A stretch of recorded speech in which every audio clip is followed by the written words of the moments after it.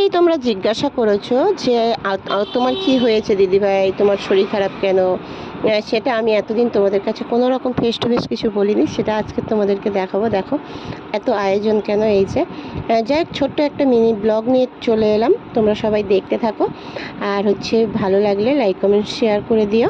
তাই এই যে দেখো, রাত্রিবেলাতে সবাই মিলে, এইটা হচ্ছে আমার জামাইবাবু, মানে মামাতো দিদির হাজব্যান্ড।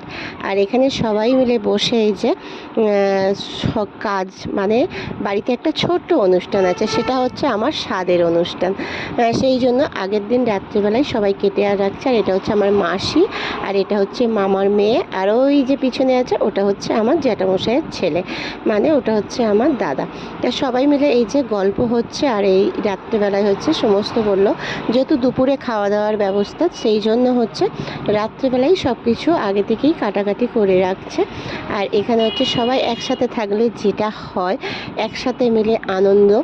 সমাজ মানে কিন্তু খাওয়া দাওয়াটা কিন্তু মেন না, সমাজ মানে হচ্ছে সবাই একসাথে হওয়া, আর সেটাকে একসাথে হচ্ছে আনন্দ উপভোগ করা।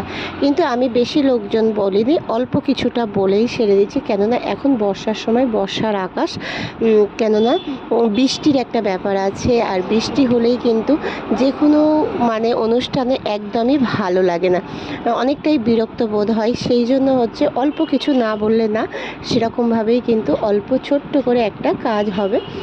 সেটা হচ্ছে কালকেরে হচ্ছে 17 তারিখ, ভালো একটা দিন আছে। আর এইটা হচ্ছে আমি রাত্রেবেলায় ভিডিওটা করছি, সেটাই একসাথে তোমাদেরকে মিলেমিশে ভিডিওটা পোস্ট করব। আর আমি এইটা হচ্ছে কিন্তু ভিডিওটা করে রেখেছিলাম, দুদিন হলো আমি কিন্তু তোমাদের সাথে কোনো কিছু ভিডিও শেয়ার করতে পারিনি, কেননা বাড়িতে লোকজন থাকলে আর তারপর হচ্ছে এটা সময় পাওয়া যায় না। আর একটু হাঁটাহাঁটি দৌড়োদৌড়ি করে আমারও শরীরটা ভীষণ খারাপ। আর এই যে দেখো রান্নাবান্না যা আজকের হয়েছে সেগুলোই তোমাদেরকে দেখাচ্ছি। এই যে এখানে আমার কিন্তু রান্না করেছে এই যে জামাইবাবু, তোমাকে দেখায়। এই জামাইবাবু খুব ভালো রান্না করে। এই যে জামাইবাবু সাদা গেঞ্জি পরে, এই জামাইবাবু দারুণ রান্না করে, জানো তো। আর রান্নাগুলো যে খেয়েছে সবাই বলেছে ভীষণ সুন্দর হয়েছে রান্নাগুলো। আর জামাইবাবু এমনিতেই অনুষ্ঠানে রান্না করতে চাই, তা বললো আমি হচ্ছে তোর স্বাদের রান্নাটা, জামাইবাবুকে বললাম যে এরকম, বললো ঠিক আছে আমি করে দেবো। তা জামাইবাবুই করে দিয়েছে। আর এই যে আমাকে সাজিয়ে গুছিয়ে খেতে দিয়েছে, কিন্তু আমি খাবো কতটুকু জানি না। মাসিকে বলেছিলাম সব একটু একটু করে দেবে, তবু আমাকে অনেকটাই করে দিয়েছে। কিন্তু আমি এতটা করে খেতে পারবো না, জানো তো। এতটা করে খেলে আর এখান থেকে ওঠা যাবে না। এই সময় তো এতটা করে খাওয়াই যায় না। আর এখানে হচ্ছে আমাদের ঘন্টু বাবু আমার কাছে আসবে বলে বায়না করছে যে তোমার কাছে যাব। তা আমাকে এই যে, ও তো সিঁড়ি ভেঙে উঠতেই পারবে না, তা সেই জন্য ওকে আমি বলছিলাম যে আমি যাচ্ছি, এক্ষুনি আমি নেমে যাব।